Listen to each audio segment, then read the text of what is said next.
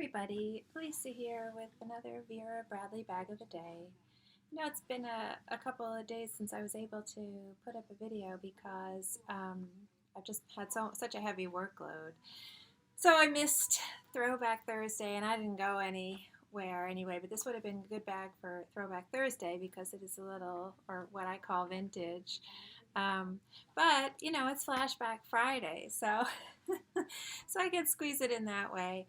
And I haven't gone out yet today, but I am probably going to go out to dinner with my husband later, and so I decided this is the bag I was going to carry because I don't need to take a lot with me, although I have everything that I normally carry in here just to show people that it fits. I do think it's a little weighed down, and I have my GPS in here, and I don't have to take that because my husband he's my GPS when I'm with him. So please stop licking, Dookie. Please stop licking. Thank you. Anyway, I have talked about this style before, which is the Morgan, which I love, but I haven't shown this bag before because this is my most recent eBay purchase, and I do feel like, please stop licking, with one or two exceptions, I feel like I'm finally sort of getting all the vintage buying out of my system. I feel like I've acquired the things I really want, and that drive isn't there as intensely anymore. Thank God. My pocketbook is saying, thank God. Anyway, so I did just get this. The pattern is Make Me Blush, which is summer 2010. And in one of my recent videos, I talked about how, for people who might not have been aware, because I wasn't aware until I got a Poppy Fields item, that this pattern and Poppy Fields are what I sometimes call sister patterns or twin patterns. They're the same exact pattern, but in different colors. So I thought it was neat. And when I got my first Make Me Blush item, which was a reversible tote, I just fell in love with the colors. I just think I'm normally not a pink person, but I just think the pink in this is just such a luscious, deep pink that it's hard to resist. And when I saw this on eBay, it's used, didn't have tags. But I just thought you got a good amount of the sort of poppy type flower, and in that pink, that I just, and since the price was good, I don't remember, but I'm not spending more than, I'm spending in the $30 range for these bags. When I saw the poppies there, on the back too, I thought this is the one for me. Plus, in my other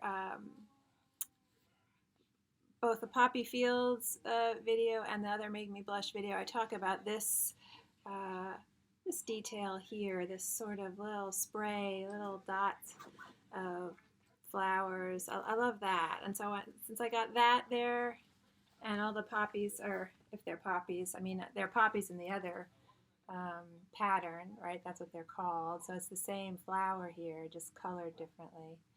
But people think of poppies as red, so... so I saw the amount of, I thought it was a good balance of the elements that I like. So this one was the one for me. And the Morgan, if people aren't familiar with it, is sort of a blousey, you can see sort of a full, almost like a ball hanging from straps. It has pleats, a pleat detail here and here, and then on one side it has these slip pockets on an angle here and here, and they're edged with piping, which is nice. The pockets go all the way down to the bottom, all the way, and I do use them. I'll slip my keys in there when I'm running to the grocery store or something. The back, this is technically the back, but you could carry it either way. I don't think it really matters, but there are no slip pockets on the back, although there are, again, the pleat details. So that's nice, and that's what's giving it that sort of blousy look. So it's unstructured. The base, I did write down the measurements. The height is 11 inches. The top opening across is about 12. The strap drop is 9 inches. And the strap width is 7/8 of an inch. It's got this oval shape to the bottom, and that's 7 across this way and 4 that way. This band, this is one of the features of this bag that I like so much, is this top band of coordinating trim, which is so pretty on this particular pattern. You see, you get the like lily of the valley spray in there, and you get the big poppy type flowers, and that's so nice on this Morgan tote. And that band is like 2 3/4 of an inch wide. So on some of the other style bags, you might get some coordinating trim, but it's not always as wide as this. So I think that's a real plus for this bag style. It makes it so appealing to me. And I have a couple in this. I think this is my third one. And I would at some point like to get one, I think, in Blue Rhapsody, and then I probably have gotten it out of my system. I'll put it on. Before I take stuff out to show people what they can get in there, I'll just put it on. People can see how it sits. See it? It sits right up in that spot that I'm always saying I like, in this sort of curve of my body here. You can get a good look at it that way. I like that it has 2 straps, so you can, take one strap off when you have to look into your bag for something, and yet it's still supported on your shoulder. And that's always a nice feature. I mean, the reversible tote that I talk about and I love so much only has that one strap, so it's not something I require of every style, but it's nice. It's nice on those styles when it does, in those styles that do make use of that. It's got a zip top, and of course this is back in the day with only the plastic zippers and the ribbon pull ties. That's a zip top.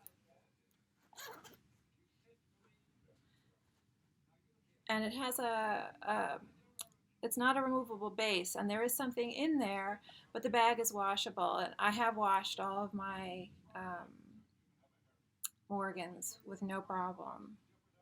So in here, you can sort of see I've got everything squished in there that I normally would take.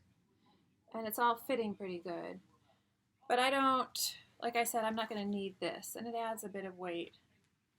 So I'm not going to take that. It sort of gets it a little narrower. So I've got my all-in-one crossbody and splash dot that I've been using as a wallet. I just haven't bothered to switch it out. I got my iPad mini, fits in there. And I've been using this as to carry my charging cords in. This is the Medium Cosmetic, Lighten Up Medium Cosmetic, and this is Petite Vines, which is just, I love this Lighten Up. It's my favorite Lighten Up pattern. I always like to show it up close because of the thistle that I like so much. They just remind me of big strawberries. I think that's why I like them so much. So I bought this just because to have something in this pattern, something more in this pattern. And I wasn't sure how to use this, and so I was very pleased when I came up with this idea for with the charger cords, and it's been working out very well. And my iPod, and so the configuration in here is pretty standard. You've got a big zipper pocket on one side, again with it's gonna get stuck now, a ribbon pull tie there. And on the other wall of the bag, you got 3 slip pockets. You can see them. And the center slip pocket is a bit wider, and the 2 on the side are a bit narrower.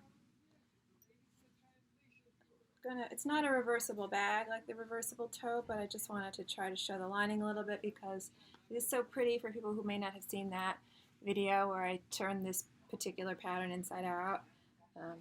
This has got such a nice, it's just yummy, those flowers. I feel like they almost look, especially this one here, almost looks like lips with lipstick on. It reminds me of that Rolling Stone album cover with the tongue coming out.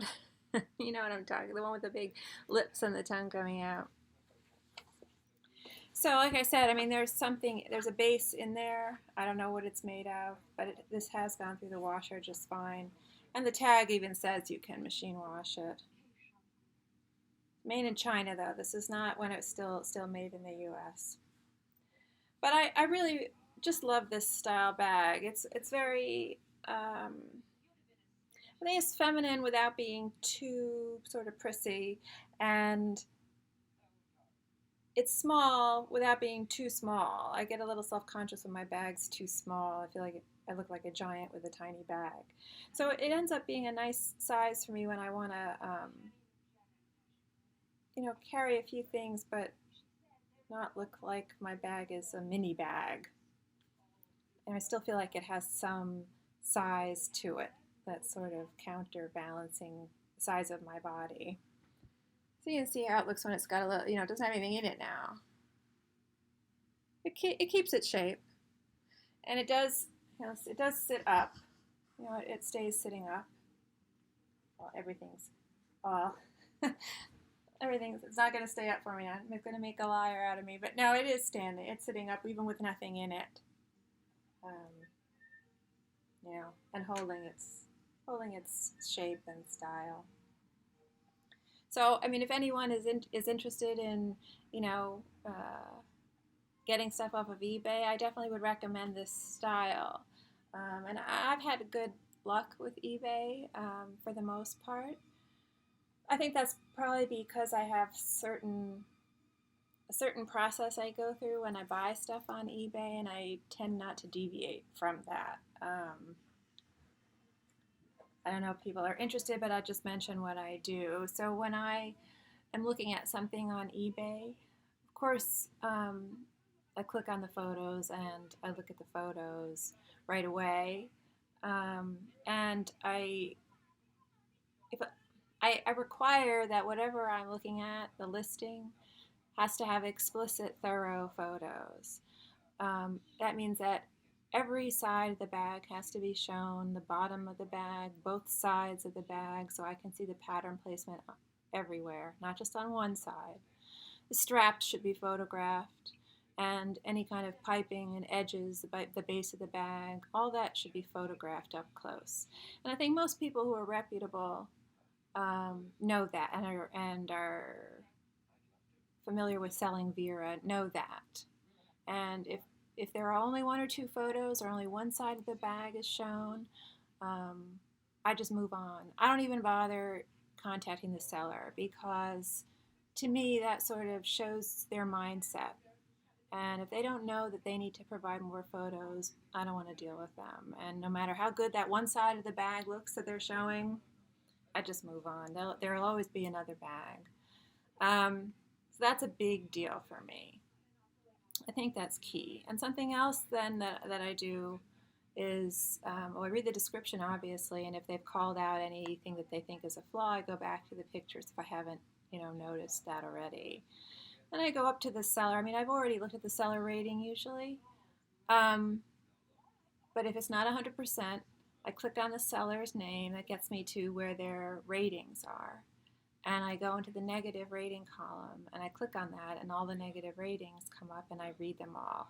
And there usually aren't that many, because unfortunately, the way the system is on any of these selling sites, it only takes one or two not 5-star, non-5-star ratings to really knock your rating down. It's really kind of a shame. I think that it's really key to read those negative ratings, because a lot of the time you can tell from what's been written, from the complaint, that sometimes the problem actually is with the buyer and not the seller. And other times, if the problem is with the seller, it's not a problem that would apply to a Vera item. They're selling a range of products, and something that was a concern for that type of product would not be a concern for Vera. So I feel like that's a very helpful thing to do. And based on that, I've either continued then on with the purchase or I've moved on. And I have bought things from people who have less than 100, percent rating. It's, usually 98 point something or 99 or 99 point something in that range. I don't think I've ever bought from someone below 98.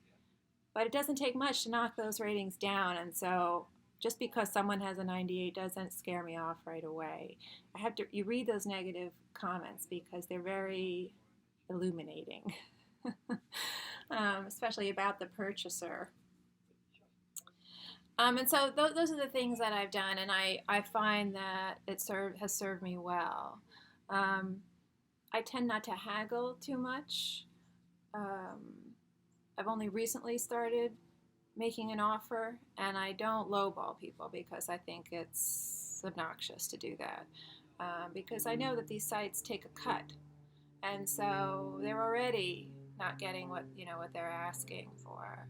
So the most I'll go down is $5. I don't always go down $5, and if an item is already at $20 asking price, I don't ask them to take $5 off because that's quite a hit. Maybe I'll go down $2 or $3 and see if they take it or counter, and that's it. I don't haggle too much. I don't go back and forth too much. I do think it's a little insulting.